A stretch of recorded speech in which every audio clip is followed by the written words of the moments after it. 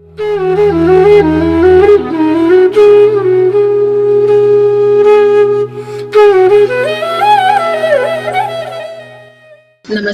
तत्वबोध सत्संग में आप सबका स्वागत है। इस सत्संग में हम अध्यात्म से संबंधित विषयों और आए हुए प्रश्नों पर चर्चा करते हैं।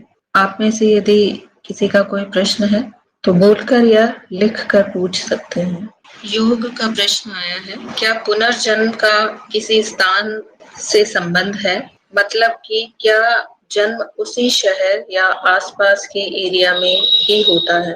पुनर्जन्म के बहुत से उदाहरण देखने में आते हैं। परिकल्पना के आधार पर जिस तरह से हम पुनर्जन्म की व्याख्या करते हैं, स्मृतियां फिर से अभिव्यक्त होती हैं। एक जीव में जिस प्रकार स्मृतियों का संग्रहण होता है, जो स्थायी स्मृतियां होती हैं, अधिक प्रभावी स्मृतियां होती हैं, उन्हीं स्मृतियों के कारण जीव के रूप में पुनः अभिव्यक्ति होती है। स्मृतियां किसी विशेष व्यक्तियों के साथ जुड़ी हो सकती हैं, किसी विशेष स्थान के साथ भी जुड़ी हो सकती हैं।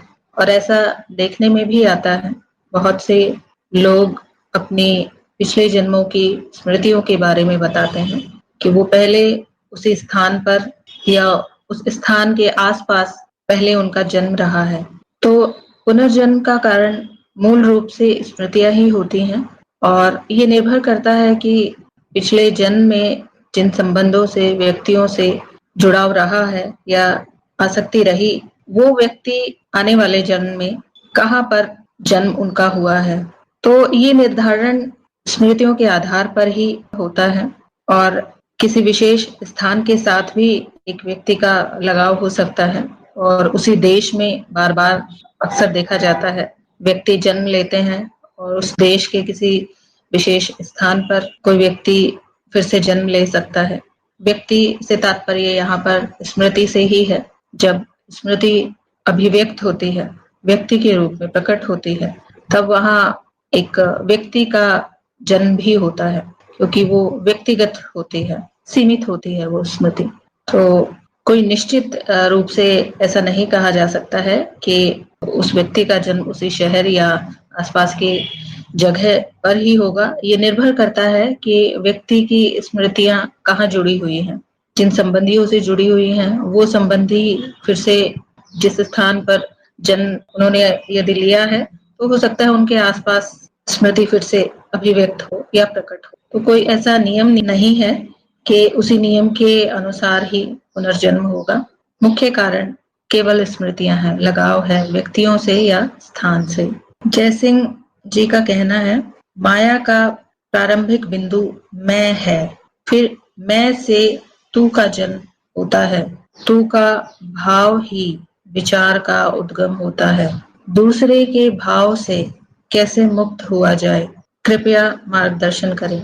माया का प्रारंभिक बिंदु मैं से है, ऐसा मानने के पीछे ये विचार हो सकता है कि एक मनुष्य में मैं का जो भाव है जितना प्रबल होता है, उस दृष्टिकोण से बाकी जीवों को और वस्तुओं को वो भिन्न, अपने से भिन्न मानकर देखता है। लेकिन माया केवल एक मनुष्य तक ही सीमित नहीं है।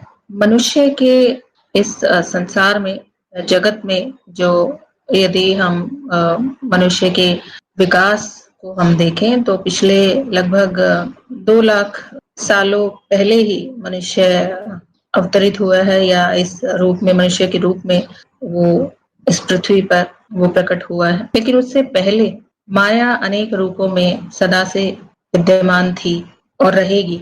मनुष्य जाति का संपूर्णतः यदि विनाश भी हो जाता है तो माया दूसरे रूप में विद्यमान रहेगी। मैं की बात तब आती है जब मनुष्य में मैं के भाव की बात हम करते हैं, और जब मैं है तो तू का भाव भी वहां पर होगा, दूसरे के होने का विचार भी होगा। और मनुष्य में आकर ही, मैं के आने के बाद ही, इस विचार से मुक्त होने की इच्छा भी जागृत होती है, क्योंकि मैं ही सारी समस्याओं का कारण बनता हुआ दिखता है, दुखों का कारण वो होता है एक मनुष्य के जीवन में। तो ये इच्छा भी जागृत होती है कि जो दूसरे लोग हैं वो मुझसे अलग है और इसी कारण दुख भी है, तो इस भाव से कैसे मुक्त हुआ जाए।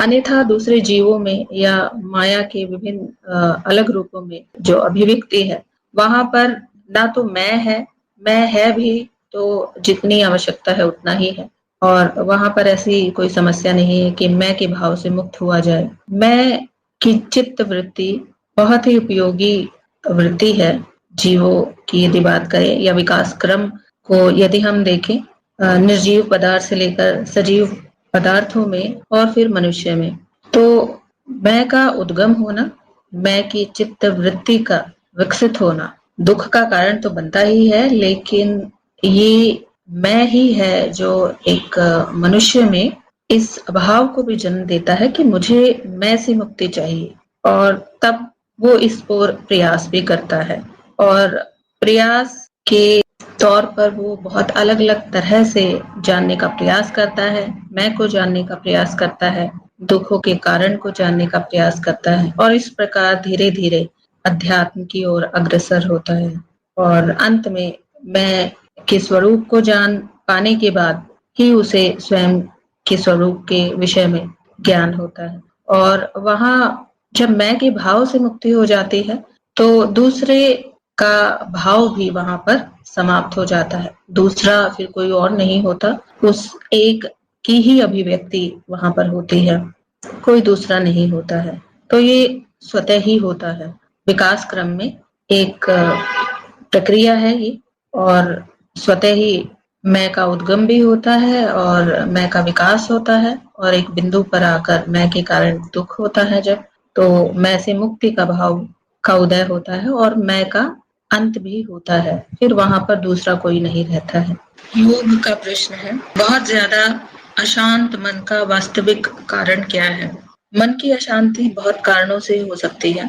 मुख्य कारण अज्ञान ही हम मानते हैं, और अज्ञान की जो जड़ है वो अहंकार है, और अहंकार अनेक रूपों में मन को अशांत करने का कारण बन सकता है। जैसे अहंकार के कारण बहुत अधिक अपेक्षाएं हो सकती हैं एक व्यक्ति की, स्वयं से और समाज से या अपने संबंधियों से, और वो अपेक्षाएं जब पूर्ण नहीं होती हैं तो वहां पर अशांति और दूसरे प्रकार के विकार एक व्यक्ति में देखने को मिलते हैं, और उन विकारों के कारण ही मन में अशांति होती है। कई बार एक बच्चे के पालन पोषण के दौरान ही, बचपन में एक बच्चे की जिस प्रकार से पालन पोषण हुआ है, वहां भी बहुत सी बातें ऐसी होती हैं बचपन में, कुछ ग्रंथियां मन में रह जाती हैं। सही तरीके से यदि एक बच्चे का पालन पोषण नहीं हुआ है, इच्छाओं का दमन हुआ है, बात बात पर रोक टोक हुई है, बहुत अधिक मान्यताएं आरोपित की गई हैं, और उस बच्चे की जो अपनी इच्छाएं हैं उनका दमन किया गया है, तो वहां पर बुद्धि इतनी नहीं होती है एक बच्चे में कि वो समझ पाए कि वास्तविकता क्या है, मेरे अंदर जो इच्छाएं हैं वो अधिक वास्तविक हैं, बजाय इसके कि समाज द्वारा जो मान्यताएं आरोपित मुझ पर की गई हैं। और धीरे धीरे बड़े होने तक वो ग्रंथि के रूप में मन में रह जाती हैं, भावना की ग्रंथि के रूप में या और प्रकार की ग्रंथि के रूप में, जिसके कारण चित्त में अशुद्धियां आ जाती हैं, और ये अशुद्धियां बहुत आगे तक मन को अशांत रखती हैं। कई बार वास्तविक कारण का पता नहीं चलता है कि वास्तव में क्रोध क्यों है, ईर्ष्या क्यों है, प्रतिस्पर्धा क्यों है दूसरे व्यक्ति से अनावश्यक रूप से, या बहुत ही असामान्य सी अपेक्षाएं क्यों हैं समाज से या दूसरे व्यक्तियों से।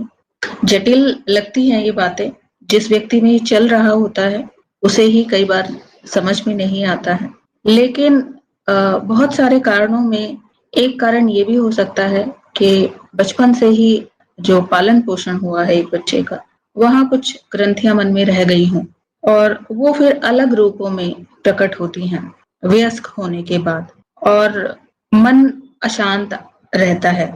चाहे एक व्यक्ति के जीवन में सभी सुख और समृद्धि के सभी साधन हों, उत्तरजीविता के लिए जो सामान्यतः आवश्यक साधन माने जाते हैं वो सभी साधन उपलब्ध हो जाने के बाद भी व्यक्ति का मन अशांत रहता है।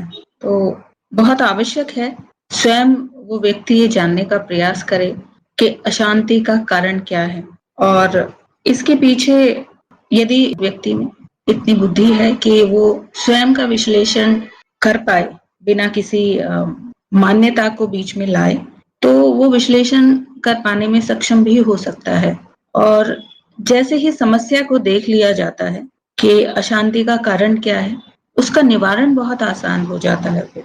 और या कहें कि धीरे धीरे जो नकारात्मक प्रभाव होता है किसी अशुद्धि का या मन अशांत होने का, वो धीरे धीरे कम हो जाता है। इसको दूसरी तरह से हम ज्ञान मार्ग पर ऐसे भी समझ सकते हैं, कह सकते हैं कि जब माया का ज्ञान हो जाता है, माया के ज्ञान में व्यक्ति का ज्ञान भी आता है। एक व्यक्ति में किस प्रकार से चित्त की विभिन्न प्रक्रियाएं सक्रिय हैं और कौन सी परत में किस प्रकार की वृत्तियां चलती हैं, बहुत ही स्पष्ट रूप से ये ज्ञान यहाँ पर दिया गया है। और अपनी बुद्धि का प्रयोग करके एक व्यक्ति बहुत कुशलता से इसका विश्लेषण कर सकता है कि भावना की ग्रंथि है या कोई और प्रकार की ग्रंथि है जिसके कारण मन विचलित है या अशांत है, और उसका निवारण भी वो व्यक्ति कर सकता है। यदि माया का ज्ञान वास्तव में एक व्यक्ति को हो जाता है तो वो उसके निवारण करने में काफी सीमा तक सक्षम हो जाता है। तो कारण को जानना बहुत आवश्यक है, और कारण मुख्य रूप से अज्ञान ही होता है। और कई बार अनजाने में अबोध मन पर लादी हुई बहुत सारी मान्यताएं होती हैं, लेकिन वयस्क होने के बाद उनको पहचानना, अज्ञानी बने रहना सही नहीं है। उनको पहचान कर उन मान्यताओं को त्याग देना बहुत आवश्यक है, तभी शांति की प्राप्ति होती है। रजत जी का प्रश्न आया है, मन को पुराने नकारात्मक विचारों से कैसे मुक्त कर सकते हैं? यदि एक व्यक्ति ये देख पाने में सक्षम है कि मन में नकारात्मक विचार उठ रहे हैं, उन विचारों के प्रति वो सचेत है और जानता है ये नकारात्मक हैं और पुराने विचार हैं, तो उनका समाधान भी वो व्यक्ति, मुझे लगता है, कर पाने में सक्षम होगा अवश्य ही। क्योंकि उसे यदि ये ज्ञान है कि नकारात्मक विचार मुझसे अलग हैं और विचारों के साथ उसका तादात्म्य नहीं है। अन्यथा होता ये है, जब विचार चलते हैं तो अहम उनके साथ जुड़ जाता है और विचार ही वो व्यक्ति बन जाते हैं। वो व्यक्ति और विचार में कोई अंतर नहीं दिखता है, इतना तादात्म्य स्थापित हो जाता है। लेकिन एक व्यक्ति यदि देख पा रहा है कि नकारात्मक विचार हैं, पुराने नकारात्मक विचार हैं, चल रहे हैं, तो वो अलग होकर उनको देख पा रहा है और उनको देख पाने की स्थिति में वो उनके कारण को भी जान सकता है या उनका विश्लेषण कर सकता है, और विश्लेषण करके उसका उपाय भी कर सकता है। अब नकारात्मक विचार, कई बार ऐसा होता है कि पुरानी कोई वृत्ति है और चल रही होती है। चित्त में वृत्तियां चलती ही ऐसे हैं, कोई एक वृत्ति शुरू हुई है तो चित्त की ये आदत होती है या वृत्ति ही ऐसी होती है कि वृत्त में चलना है, तो चाहे वो नकारात्मक विचार हो या कोई और वृत्ति हो, वो बार बार दोहराती है। दोहराने के पीछे एक कारण ये भी होता है कि जब कोई विचार हो या कोई और कर्म किया जा रहा है जीव के द्वारा, वहां पर यदि बहुत अधिक तादाद में पहले कभी स्थापित हुआ हो उस कर्म के साथ या उस विचार के साथ, बेहोशी में वो कार्य किया गया हो, वहां पर चेतना ना हो, बहुत अधिक जुड़ाव वहां रहा हो, तो वो फिर से दोहराती हैं। और एक बिंदु यदि ऐसा आया है व्यक्ति के जीवन में जहां पर वो बुद्धि के द्वारा ये जान पा रहा है कि ये नकारात्मक विचार चल रहे हैं बहुत पहले से और इनसे मुझे मुक्ति पानी है, तो वहां पर चेतना का विकास मुझे लगता है कि शुरू हो गया है। ज्ञान इतना उस व्यक्ति में है कि ये विचार मैं नहीं हूँ, और इसी ज्ञान को बनाए रखना है। इस ज्ञान के साथ विचारों को देखना है। साक्षी भाव में रहते हुए कोई भी नकारात्मक वृत्ति जब चित्त में चलती है, उसको बिना किसी वर्गीकरण के, अच्छे या बुरे के साथ, यदि केवल देख भर लिया जाता है, वो वृत्ति वहीं समाप्त हो जाती है।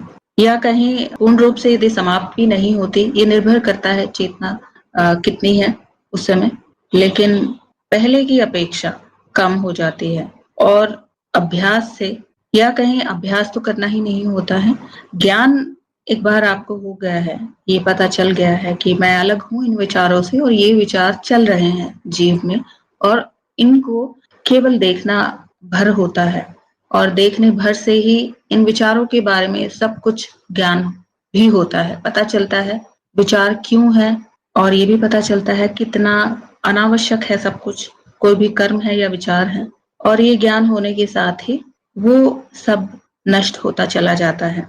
और ये करके देखने वाली बात है, चाहे इसके विषय में मैं आपको कितना ही व्याख्या कर दूं, लेकिन जब तक आप स्वयं अपने अनुभव में इसको करके नहीं देखेंगे, केवल सुनने भर से ये बात समझ नहीं आएगी। परंतु क्योंकि ज्ञान मार्ग पर आप रहे हैं, तो चित्त के विषय में आप भली भांति जानते हैं, चित्त की वृत्तियों के बारे में आप जानते हैं, साक्षी भाव क्या होता है ये जानते हैं। साक्षी भाव में कोई भी नकारात्मक वृत्ति अपने आप ही नियंत्रण में आ जाती है। तो ये करके देखना चाहिए। कोई भी इस प्रकार की समस्या है, जीव में कोई वृत्ति चल रही है, तो सबका उपाय केवल साक्षी भाव है। और ये फिर वही बात कही जाती है, अभ्यास लगता नहीं है, लेकिन शुरुआत में ऐसा कहा जाता है कि एक दृढ़ संकल्प बनाना होता है कि मैं ये सब नहीं हूं, मैं इन सब से अलग हूं। इस दृढ़ संकल्प के कारण ही स्वयं को चित्त की बाकी वृत्तियों से अलग रखा जा सकता है, तभी चेतना धीरे धीरे स्वतः विकसित होती जाती है। और उसके बाद जब कभी भी चेतना की आवश्यकता होती है ऐसी किसी नकारात्मक परिस्थिति में, तो वो स्वतः आ जाती है, और वो परिस्थिति अधिक प्रभावित नहीं करती है। वो एक खेल की तरह वहां चलती हुई दिखती है, पर्दे पर चित्रों के प्रकार में वो चलती हुई केवल प्रतीत होती है। आनंद जी का प्रश्न है, साक्षी भाव में रहते हुए चित्त की स्थिति शांत हो जाती है, लेकिन यह स्थिति ज्यादा समय नहीं रहती है, इसके पीछे का कारण क्या है? यह स्थिति बनी रहे इसके लिए मार्गदर्शन दीजिए। जी, आरंभ में साक्षी भाव अधिक समय तक नहीं रहता है, साक्षी भाव आता जाता रहता है, और पूरे समय के लिए साक्षी भाव बनाए रखने की आवश्यकता भी नहीं होती है, क्योंकि साक्षी भाव की आवश्यकता तब तक ही है जब तक कि चित्त में कोई ऐसी प्रक्रियाएं चल रही हैं जो कि नकारात्मक हैं। तो शुरुआत में जब साक्षी भाव प्रकट होता है, तो उस समय जो भी चित्त में प्रक्रियाएं चल रही होती हैं, अशांत है चित्त या नकारात्मक कोई क्रिया हो रही है, तो वो शांत हो जाती है वहां पर, और ज्यादा समय तक नहीं रहती है। उसके पीछे कारण यही है कि चित्त अपनी जो पहले की स्थिति है उसी में रहना चाहता है। चेतना वाली जो वृत्ति है वो अभी नई नई वृत्ति है, तो जैसे ही वो वृत्ति बार बार दोहराएगी, वो वृत्ति भी बाकी वृत्तियों के समान ही, जैसे कोई और नकारात्मक वृत्ति है, उन वृत्तियों के समान स्थिर होती जाएगी, लेकिन इसमें समय लगेगा। जैसे बचपन से कोई बच्चा कुछ उसको सिखाया जाता है, तो सीखने में थोड़ी सी कठिनाई होती है, लिखना सिखाया जाता है या कोई और कार्य बच्चे को सिखाया जाता है, लेकिन शुरुआत में कुछ समय बाद, कठिनाई के बाद, धीरे धीरे वो प्रक्रिया या क्रिया या फिर एक सोचने का तरीका जिस प्रकार से एक बच्चे को सिखाया जाता है, उसी प्रकार से चित्त में वो प्रक्रिया चलनी शुरू हो जाती है, और स्थायी सी ऐसा लगता है कि वो अब स्थायी रूप से उस जीव का या उस व्यक्तित्व का भाग बन गई है। तो चित्त की सभी प्रक्रियाएं दोहराने के लिए ही होती हैं, दोहराव उसमें होता है, लेकिन जो पुरानी प्रक्रियाएं हैं, अशांति की प्रक्रिया है या अनावश्यक विचार चलने की प्रक्रिया है या कोई पुरानी आदत है ऐसी जिसको एक व्यक्ति छोड़ना चाहता है, वो बहुत पुरानी वृत्तियां हैं चित्त की, तो आसानी से नहीं जाती हैं, क्योंकि साक्षी भाव अभी केवल बहुत कम समय के लिए रहता है। जैसे ही साक्षी भाव होता है तो उसके प्रकाश में वो वृत्तियां दिखती हैं और शांत हो जाती हैं कुछ समय के लिए। लेकिन साक्षी भाव के जाने के बाद फिर से चित्त अपनी पुरानी स्थिति में आने का प्रयास करता है और यही कारण है। तो ये द्वंद्व की स्थिति सी बनी रहती है शुरुआत में, जब साक्षी भाव अधिक समय तक नहीं रहता है। लेकिन साक्षी भाव की वृत्ति भी जब दृढ़ होती जाती है कुछ समय बाद, जब ज्ञान स्थिर होता जाता है, ज्ञान की जो वृत्ति है, ये जो विचार है एक व्यक्ति में चलते हैं, एक तो अज्ञान के विचार होते हैं, मान्यताओं के विचार होते हैं और तरह के सांसारिक विचार होते हैं, वो भी वृत्तियां हैं। लेकिन कुछ नई बातें एक जीव ने सीखी हैं, अब वो नए विचार चलने प्रारंभ हुए। तो उन विचारों को भी लगातार निरंतर मनन करने पर उनमें स्थिरता आएगी। उनमें स्थिरता आने के बाद जो अज्ञान पूर्ण विचार थे वो धीरे धीरे स्वतः कम होते जाएंगे और ज्ञान की स्थिति दृढ़ होने के साथ साथ साक्षी भाव भी स्वतः ही अधिक समय तक रहने लगेगा। फिर कोई अज्ञानतापूर्ण चित्तवृत्ति चल भी रही है या कोई कार्य हो रहा है तो वो अधिक प्रभावित नहीं करेगा और ऐसी अनावश्यक वृत्तियां धीरे धीरे कम होती जाएंगी, क्योंकि एक नई चित्त वृत्ति अब अधिक समय तक रहने लगी है। तो निचली चित्त वृत्तियां अपने आप शांत होती जाती हैं। तो उसका एक जो उपाय है यही है कि जो नई वृत्ति अभी विकसित होनी शुरू हुई है उसको और अधिक विकसित किया जाए, ज्ञान के द्वारा मनन किया जाए, तो वो दृढ़ होती जाती हैं वो बातें। वो चित्त वृत्ति अधिक समय तक फिर रहेगी और निचली चित्त वृत्तियां धीरे धीरे स्वतः ही शांत होती जाएंगी और चेतना तुलनात्मक रूप में अधिक समय तक बनी रहेगी। हमें पूर्ण रूप में तो चाहिए भी नहीं पूरे समय चेतना, लेकिन जितनी आवश्यक है उतनी रहेगी। भूपेश जी का प्रश्न आया है, अध्यात्म में साक्षी भाव का क्या महत्व है? क्या साक्षी भाव मन की एक उच्चतर दशा है? जी, अध्यात्म में साक्षी भाव ही सबसे महत्वपूर्ण है। साक्षी भाव की स्थिति को प्राप्त करना ही अध्यात्म का लक्ष्य है और ज्ञान मार्ग पर ये सबसे सरलता से और शुरुआत में ही बता दिया जाता है कि साक्षी भाव क्या है, आप ही साक्षी हैं। अन्य मार्गों पर यदि आप देखें तो साधक को साक्षी भाव के बारे में आरंभ में नहीं पता होता है कुछ भी, बस कुछ ध्यान की विधियां हैं और ध्यान की विधियों के द्वारा साक्षी भाव अंत में जब चित्त का शुद्धिकरण होता है, ये प्रकट होता है ये भाव, तब उसको ज्ञान होता है कि वास्तव में साक्षी भाव होता क्या है। तो कोई भी आध्यात्मिक मार्ग हो वहां पर साक्षी भाव का महत्व सबसे अधिक है, क्योंकि भाव जब हम इसको कह रहे हैं ये वास्तव में एक चित्त वृत्ति ही है।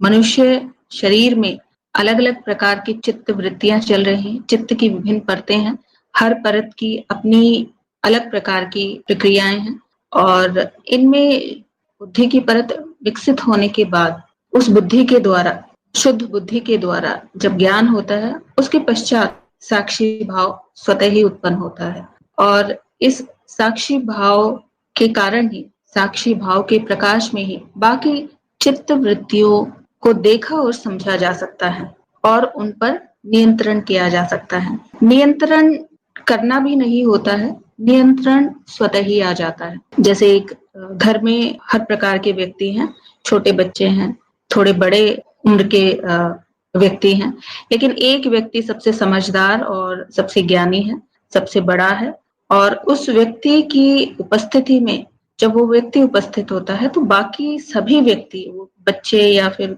किशोरावस्था में जो व्यक्ति हैं या और व्यक्ति हैं, सभी व्यक्ति शांत होते हैं और संयमित व्यवहार करते हैं। तो इसी प्रकार से साक्षी भाव जो है वो बहुत ही उच्चतर दशा, जैसा आपने कहा है, कह सकते हैं, चित्त की ऊपरी परत है और इस परत के विकसित होने के साथ ही जीव क्या है इसके विषय में पता चलता है, माया क्या है इसके विषय में पता चलता है, साक्षी के विषय में पता चलता है।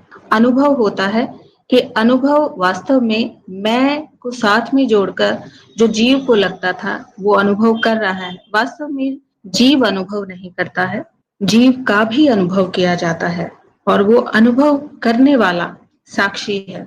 और यही उच्चतम अवस्था है अध्यात्म की।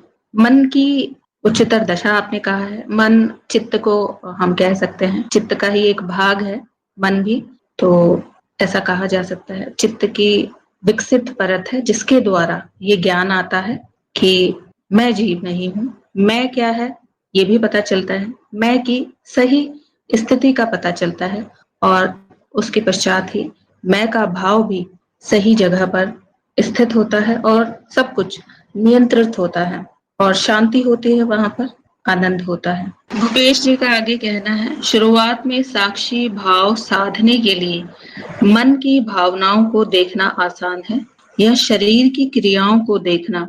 साक्षी भाव को साधने की आवश्यकता नहीं होती है। साक्षी भाव एक परिणाम है जिसमें कि जीव में जब बुद्धि की परत शुद्ध हो जाती है, उसे ज्ञान हो जाता है, चित्त के बारे में ज्ञान होता है, माया के विषय में जब वो जानता है, तो जीव वास्तव में क्या है, मैं क्या है, उसके विषय में उसे पता चलता है। और ऐसा होने पर साक्षी भाव स्वतः प्रकट होता है।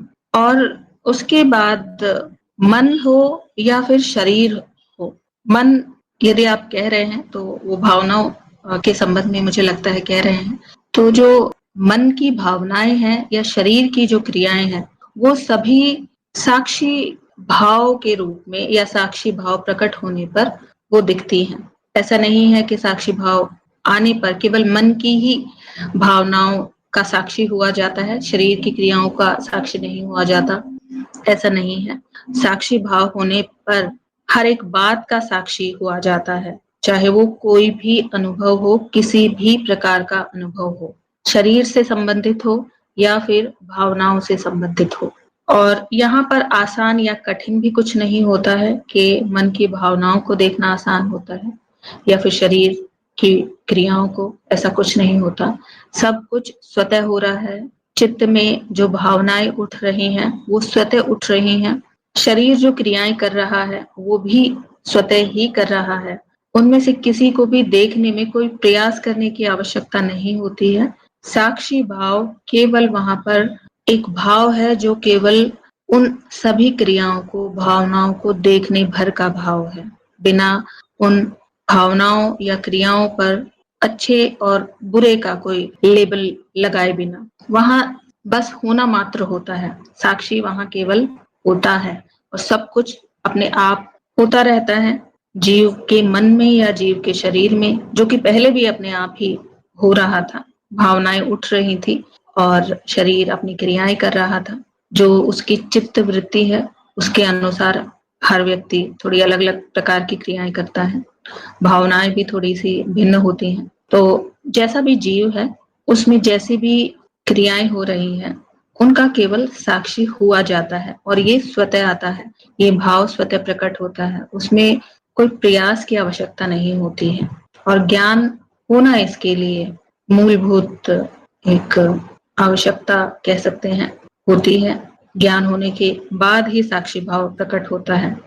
कई बार ऐसा भी होता है कि बुद्धि तो है एक व्यक्ति में और बुद्धि के स्तर पर जान लिया गया है माया क्या है, मन क्या है, अहंकार क्या है, सब कुछ जान लेने के बाद भी चित्त का शुद्धिकरण शेष रहता है। तो ऐसी स्थिति में साक्षी भाव के आने में थोड़ा समय लग जाता है, क्योंकि जब तक चित्त का शुद्धिकरण नहीं होगा साक्षी भाव प्रकट नहीं होगा। साक्षी भाव तभी प्रकट होगा जब चित्त की अशुद्धियां धीरे धीरे नष्ट होंगी। और ये साथ साथ चलता रहता है। बीच की अवस्था होती है जब अधिक समय तक साक्षी भाव बना रहता है एक साधक में, और नया नया जब एक ज्ञान होता है एक व्यक्ति को। इन दोनों अवस्थाओं के बीच की अवस्था होती है जब एक साधक में चित्त का शुद्धिकरण होता रहता है, बीच बीच में साक्षी भाव भी आता रहता है, क्योंकि ज्ञान अभी हुआ है तो उस ज्ञान के कारण बुद्धि ने जाना तो है, कुछ समय के लिए साक्षी भाव आ जाता है, लेकिन फिर से पुरानी चित्त वृत्तियां भी आ जाती हैं। तो ये बीच की सी अवस्था होती है। लेकिन कुछ समय बाद जब चित्त का शुद्धिकरण हो जाता है तो साक्षी भाव अधिक समय तक रहता है और वहां पर ये अनुभव में आता है कि सब कुछ अपने आप ही हो रहा है। साक्षी भाव भी स्वतः ही आ रहा है और उस भाव में जीव में चलने वाली सभी प्रक्रियाएं स्वतः हो रही हैं, ये भी ज्ञान होता है। इनका आगे कहना है, क्या ज्ञान को मनन से प्रगाढ़ करना होगा? जी, ज्ञान मार्ग में यही एक मुख्य साधना है कि बुद्धि द्वारा ज्ञान को ग्रहण तो कर लिया गया है, परंतु यदि मनन नहीं किया गया है तो वो कुछ समय बाद चित्त की पुरानी वृत्तियों के प्रबल होने के कारण भुला दिया जाता है। जो नया ज्ञान ग्रहण किया गया है वो एक छाप के रूप में या एक नई वृत्ति के रूप में चित्त में उसकी परत विकसित हो, उसके लिए आवश्यकता है कि उस ज्ञान का मनन किया जाए, उस विश्लेषण किया जाए, जीव का विश्लेषण किया जाए, चित्त में जो वृत्तियां उठ रही हैं उनका अवलोकन किया जाए, विश्लेषण किया जाए। गुरु माँ प्रणाम। जी प्रणाम। जी गुरु माँ, जैसे अभी आपने बताया मनन और विश्लेषण, तो ये आप एक एग्जाम्पल देके ना थोड़ा सा बताइए तो और थोड़ा क्लियर होगा कि जो मनन करना है मतलब बात को सोचना है और मतलब वो कैसे थोड़ा होगा विश्लेषण, तो थोड़ा इसके ऊपर भी प्रकाश डालें। जी, जैसे ज्ञान मार्ग पर संपूर्ण ज्ञान दिया जाता है, जीव क्या है और सभी चित्त वृत्तियां क्या है। और ज्ञान होने से पहले ज्ञान मार्ग में अद्वैत का जो ज्ञान दिया जाता है उस ज्ञान की बात मैं कर रही हूँ। ज्ञान होने से पहले एक व्यक्ति के अंदर जो विचार चलते हैं, जिस प्रकार की चित्त वृत्ति चलती है, वो अपने आप को मैं की वृत्ति के कारण शरीर मानता है और शरीर में जो भाव उठते हैं उन भावों के साथ एक व्यक्ति का तादात्म्य बहुत अधिक होता है। क्रोध आया या फिर कोई और नकारात्मक वृत्ति आई, उनके साथ इतना अधिक जुड़ जाता है, वही बन जाता है वो व्यक्ति। और वहां पर एक मूर्छा की सी स्थिति में कार्य होते हैं उस व्यक्ति के द्वारा। परंतु जब ज्ञान होता है, एक व्यक्ति को धीरे धीरे ये बताया जाता है कि संपूर्ण जगत में जो कुछ भी प्रकट है वो सब चित्त वृत्ति ही हैं। विभिन्न प्रकार की चित्त वृत्तियां हैं, अलग अलग प्रकार के विकास स्तर पर चित्त की परतें हैं, चाहे वो खनिजिक चित्त है या विभिन्न प्रकार के जीव। अलग जीवों को यदि आप देखें, आप उनका मनन कर सकते हैं। जीवों को के व्यवहार को आप देखें, एक बच्चे के व्यवहार को आप देखें, अहम की जो वृत्ति है सब में आपको अलग अलग देखने को मिलेगी। कुछ बहुत ही निम्न श्रेणी के जो जीव हैं वहां पर आपको स्वतः ही जो मुख्य वृत्तियां हैं जीवों में जीवित रहने के लिए जो निर्धारित हैं माया के द्वारा, रक्षण भक्षण और प्रजनन, सभी जीव वही कार्य करते दिखते हैं और अपनी उत्तरजीविता के लिए या कहें अपने शरीर को बनाए रखने के लिए, बचाए रखने के लिए स्वतः ही उनमें प्रक्रियाएं चलती हुई दिखती हैं। वहां पर बुद्धि आपको नहीं लगेगा कि बुद्धि के द्वारा कुछ विश्लेषण किया गया है या अपने बचाव के लिए इस जीव ने ऐसा कार्य किया है। और कुछ विकसित जीवों को यदि आप देखें, मनुष्य सबसे विकसित है इस ग्रह पर यदि हम बात करें तो मनुष्य से निचले जीवों में आप अलग अलग स्तर पर बुद्धि देखेंगे और अलग अलग स्तर पर अहम को भी देखेंगे, भावनाओं के विकास को आप देखेंगे। और ये बहुत ही स्पष्ट उदाहरण है जो ज्ञान मार्ग पर चित्त के विषय में ज्ञान दिया जाता है। जब आप उन सबका विश्लेषण करते हैं तो स्पष्ट होता जाता है कि एक मनुष्य के शरीर में जो वृत्तियां चल रही हैं वो कितने अलग अलग स्तरों पर चल रही हैं। वहां पर आप मैं के साथ या उन वृत्तियों के साथ खुद को जोड़कर तब नहीं देखते हैं। एक व्यक्ति में भोजन करने की जब आवश्यकता होती है तो जब एक शरीर को भोजन की आवश्यकता होती है, अपने आप कुछ शरीर में क्रियाएं होने लगती है, कुछ संकेत मिलते हैं और एक जीव उठकर फिर भोजन करता है और पेट भर जाने के बाद जो भी आवश्यकता है वो पूरी हो जाने के बाद वो विचार नहीं रहते हैं उस जीव में। तो दूसरे जीवों को भी देखकर और इस शरीर में जिस प्रकार की प्रक्रियाएं चल रही हैं उनको विश्लेषण करना चाहिए, उनका मनन करना चाहिए कि जो कुछ भी बताया गया है, जिस प्रकार से ज्ञान दिया गया है, चित्त की जो व्याख्या की गई है वास्तव में ऐसा ही होता हुआ दिख रहा है और सब कुछ निरंतर परिवर्तित हो रहा है। और इससे पहले जब चित्त का ज्ञान नहीं होता है, एक सामान्य व्यक्ति की यदि हम बात करें, वो अज्ञानियों के समान जीवन जीता है, भले ही उसके समक्ष सब कुछ परिवर्तित हो रहा है, संबंध परिवर्तित हो रहे हैं, भावनाएं निरंतर परिवर्तित होती रहती हैं, शरीर में इतना बदलाव आता है, बचपन से लेकर अब तक स्पष्ट रूप से दिखता है बदलाव, दूसरे व्यक्तियों में भी दिखता है। हर जगह केवल परिवर्तन ही दिख रहा है, लेकिन एक अज्ञानी व्यक्ति कभी इस ओर ध्यान ही नहीं देता है। लेकिन जब ज्ञान हो जाता है, आप इन सब बातों को बहुत ही स्पष्ट रूप से समझ भी पाते हैं और अपनी आंखों के सामने वो सब ज्ञान को प्रकट रूप में उन सब के उदाहरण आपको दिखते हैं और वहां पर मनन स्वतः ही चलता है।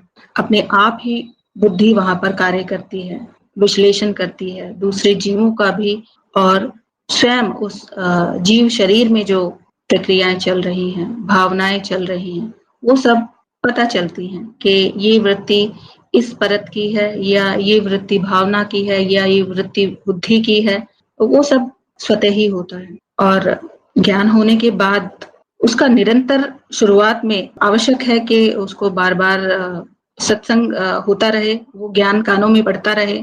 जैसे कि अभी हमने बात की, पुरानी चित्त वृत्तियां बहुत आसानी से दोहराती हैं, फिर से लौट आती हैं, तो ये आवश्यक है शुरुआत में कि नियम से सत्संग सुने जाएं और वही ज्ञान जब बार बार कानों में पड़ता है, अलग अलग प्रकार के प्रश्न आते हैं और जो प्रश्न होते हैं वास्तव में वो एक जैसे से ही होते हैं सभी प्रश्न, और उन प्रश्नों के उत्तर कई बार आपको आपकी जो समस्या होती है उन समस्याओं के उत्तर देने में भी सक्षम होते हैं।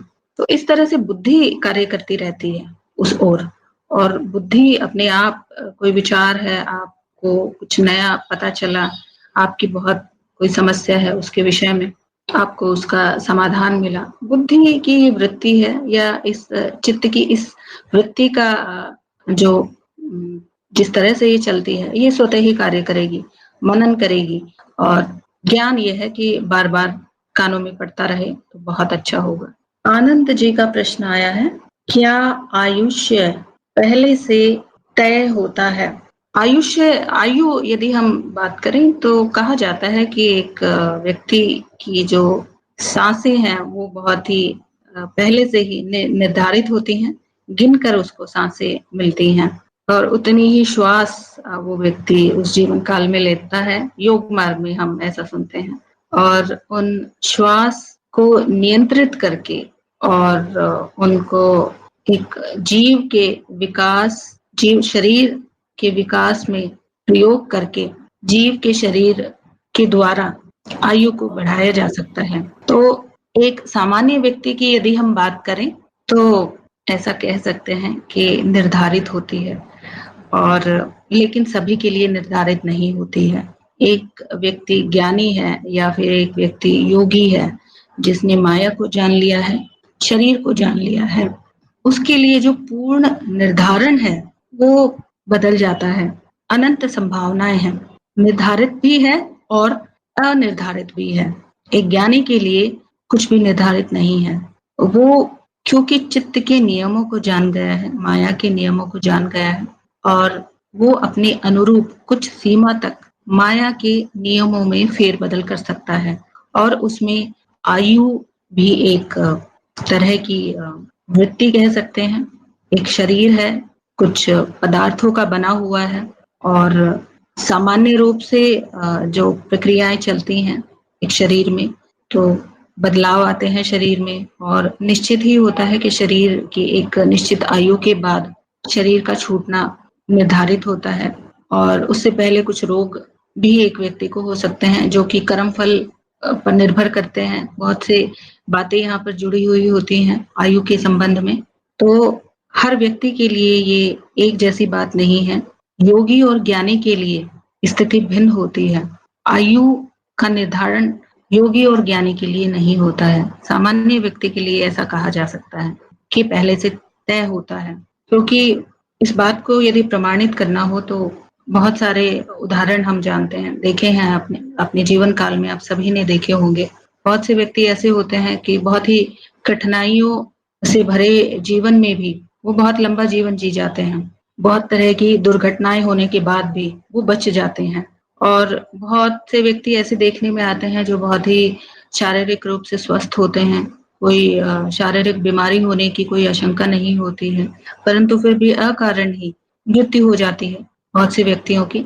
तो इसका कोई निर्धारित सा एक जवाब नहीं हो सकता है, ये कैसे होता है ये नहीं जाना जा सकता, परंतु इससे पहले जो भी ज्ञान उपलब्ध है योगियों द्वारा दिया गया है, उसके आधार पर ऐसा कहा जाता है कि गिनकर सांसें मिलती हैं एक व्यक्ति को, और उन सांसों पर उनको नियंत्रित करके आयु को नियंत्रित किया जा सकता है। जैसा कि योग में ऐसा किया भी है बहुत से योगियों ने, और बहुत लंबी आयु तक योगी जिए हैं।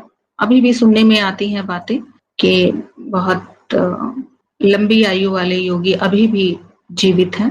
तो अवश्य ही आयु जो है उसको बढ़ाया जा सकता है यदि ज्ञान है एक व्यक्ति को। तब योग के द्वारा शरीर को जान लिया गया है या बुद्धि ज्ञान के द्वारा शरीर को जान लिया गया है और माया को जान लिया गया है, तो वहां पर थोड़ा बहुत फेरबदल किया जा सकता है। शेर बिस्ट का प्रश्न आया है, कारण शरीर क्या है? ये प्रश्न तो बहुत बार इस पर चर्चा हो चुकी है, बहुत ही सामान्य सा प्रश्न है। कारण शरीर चित्त की एक परत है और बहुत विशाल परत है ये। कारण शरीर का कुछ भाग प्रकट है और उसमें से काफी भाग अप्रकट रूप में है। वहां पर अनंत संभावनाओं के रूप में वहां से जीव या और घटनाएं या और जो भी प्रकट जगत है वहीं से प्रकट होता है। इसी कारण कारण शरीर का नाम कारण शरीर है, क्योंकि वही प्रकट जगत का कारण है। जो कुछ भी प्रकट होता है वो कारण शरीर से ही प्रकट होता है। और कारण शरीर में हम कहते हैं कि जो स्मृति है, विश्व स्मृति है, उन विश्व स्मृतियों से ही संसार में जो भी प्रकट रूप में दिख रहा है वहीं से अभिव्यक्त होता है। क्योंकि किसी भी जीव का या स्थूल पदार्थ का या कुछ भी प्रकट जो हो रहा है उसके पीछे स्मृति का होना बहुत आवश्यक है। स्मृति के कारण ही स्थूल रूप में प्रकट संसार दिखता है और स्मृति के कारण ही सभी अनुभव होते हैं। वास्तव में कुछ भी नहीं है, देखा जाए तो केवल शुद्ध परिवर्तन है, और उस परिवर्तन के कारण जो स्मृतियां हैं अनुभव को बनाती हैं और स्थूल रूप में जगत दिखता है या उसका अनुभव होता है। तो कारण शरीर जो कुछ भी प्रकट है उसका कारण है, और जितना भी प्रकट है वो बहुत छोटा सा भाग है कारण शरीर का, और इसका बहुत विशाल भाग अप्रकट है जिसका अनुभव नहीं किया जा सकता। अभी इस मनुष्य शरीर में पूर्ण रूप से संपूर्ण कारण शरीर का अनुभव नहीं किया जा सकता, क्योंकि मनुष्य शरीर की बनावट संरचना ही इस प्रकार है कि वो सीमित अनुभव कर सके। मनुष्य शरीर में जो इंद्रियां हैं वो छलनी का काम करती हैं, ताकि बाकी सभी जो अनुभव हैं, जो भी प्रकट अनुभव हैं, उनमें से केवल एक व्यक्ति को वही अनुभव हो जो उसकी व्यक्तिगत स्मृतियों पर आधारित है।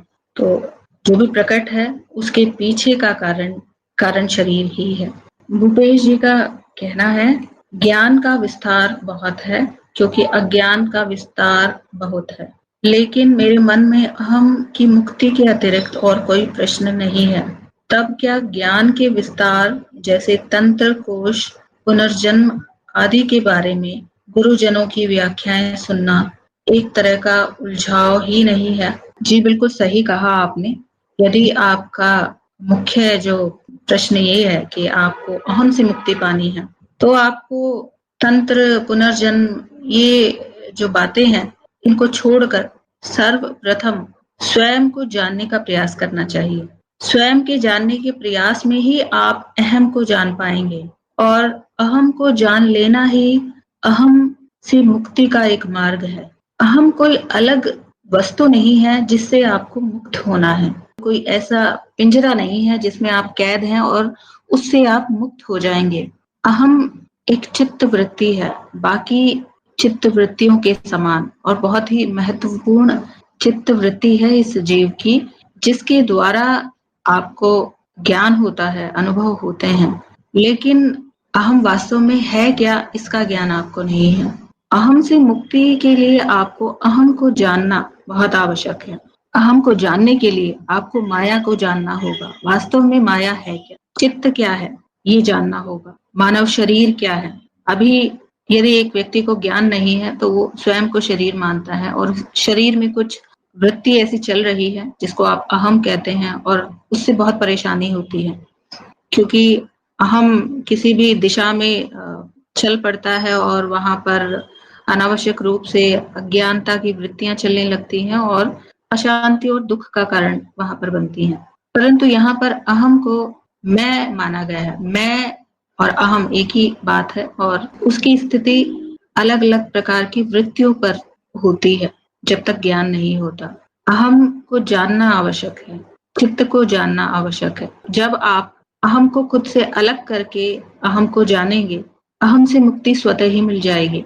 अहम पूर्णतः नष्ट नहीं होगा जब आप अहम के बारे में जान लेंगे और साक्षी भाव का अनुभव होगा, चित्त की ये परत विकसित होगी, तो वास्तव में अहम के विषय में ज्ञान तब होगा और अहम की वास्तविक स्थिति जहां पर होनी चाहिए वो उस समय वहां पर होगी, अर्थात अनुभवकर्ता पर होगी।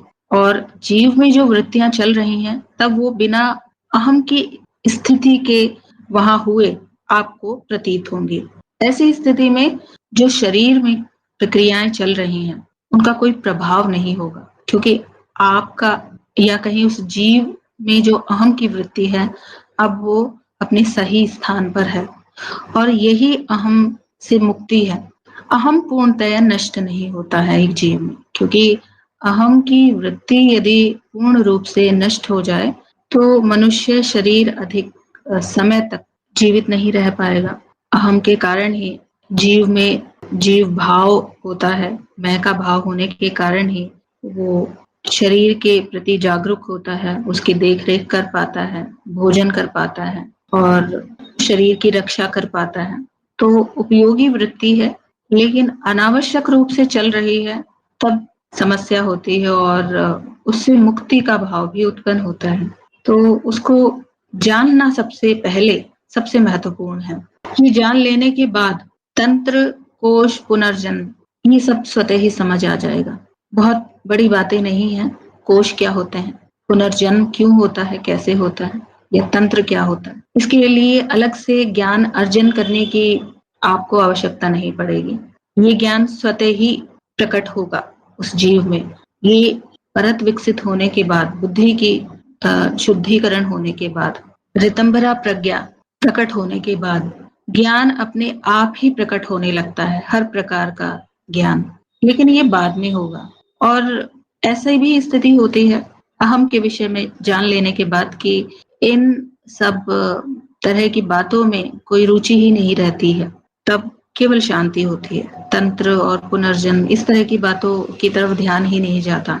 ये पहले ही ये चित्त वृत्ति अधिक सक्रिय होती है और साथ में दूसरी अज्ञान की वृत्तियां भी चलती रहती हैं, तो बड़ी उलझाने वाली सी स्थिति होती है। वो सबसे पहले ज्ञान लेना आवश्यक है, अहम को जान लेना सबसे आवश्यक, उसके बाद की बातें हैं। उसके बाद भी जीव में ये इच्छा है कि तंत्र को जानना है या कुछ और ज्ञान अर्जित करना है तो वो किया जा सकता है। प्रश्न के उदय होते ही उससे संबंधित ज्ञान भी स्वतः ही आने लगता है। ये भी अनुभव आपको होगा जब आपको स्वयं का ज्ञान होगा। आज का सत्संग हम यही समाप्त करेंगे। सत्संग से जुड़ने के लिए आप सबका बहुत बहुत धन्यवाद।